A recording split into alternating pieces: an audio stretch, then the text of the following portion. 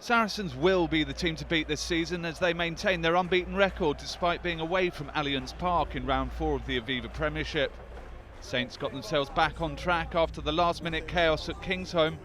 Wasps win the battle of the basement, Bath strike back at the recreation ground, while Tigers and Gloucester both win on the road, as the Aviva Premiership table begins to take some kind of shape. On Friday night at Franklin's Gardens, Northampton Saints star recruit finally got himself on the scoreboard. George North had the simplest of run-ins for his first try in the Aviva Premiership, and Saints were in ruthless mood, dispatching Sale Sharks 33-14, securing the try bonus point early in the second half to lift themselves up to second in the table. Bath also secured the try bonus point, this time inside 40 minutes as Gary Gould's team ran riot all over visiting London Irish. The TMO was worked extremely hard with a number of try awards going to the television official, but the result was never in doubt, and Gould was delighted to bounce back with a 33-18 win after the drubbing at Saracens in round 3. It was really important from our point of view that we did get back to winning ways, especially at home.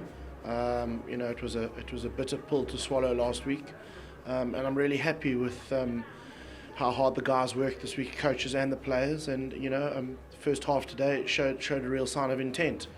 London Wasps had waited 3 rounds and 3 narrow defeats before chalking up their first win of the season against the struggling Worcester Warriors.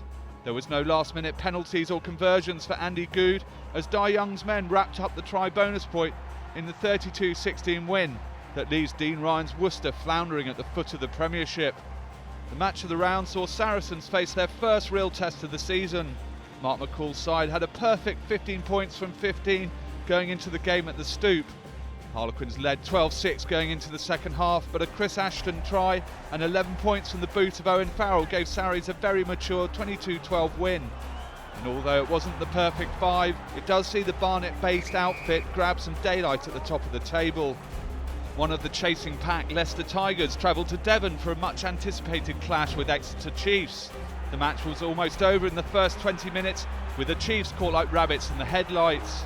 A Nicky Gonover try on half-time after an errant Jason Schumacher pass all but sealed the match. Although a spirited second half gave some credibility to the 21-9 loss that left Rob Baxter slightly bewildered. Well, thankfully I'm a fair bit happier now than I was at half-time. At half-time, I don't mind saying I think I'm as angry as I've ever been watching us in the Premiership, and we've had some strange results over the years, but that was the first time I almost looked afraid. The final match of the round saw Gloucester travel to Kingston Park to take on Newcastle Falcons. Dean Richards' men had yet to notch a try in the first 3 rounds, but that was rectified when Tom Catterick crossed the whitewash. The Falcons held a 13-8 half-time lead, but for the second week in a row the Cherry and Whites came from behind. 3 Freddie Burns penalties and a Johnny May try helping the Gloucester resurgence to continue. Final score Newcastle 16, Gloucester 22. So Sarries' unbeaten run means a 4-point lead at the top of the table, but Saints are hot on their heels, above Tigers on points difference, while Bath slotting in at 4 means Quins are out of the playoff places for the first time in 2 years.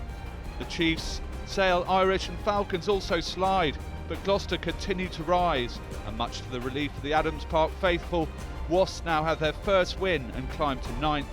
Worcester are the only team without a win, and their home match against Newcastle in round 5 could make or break their season.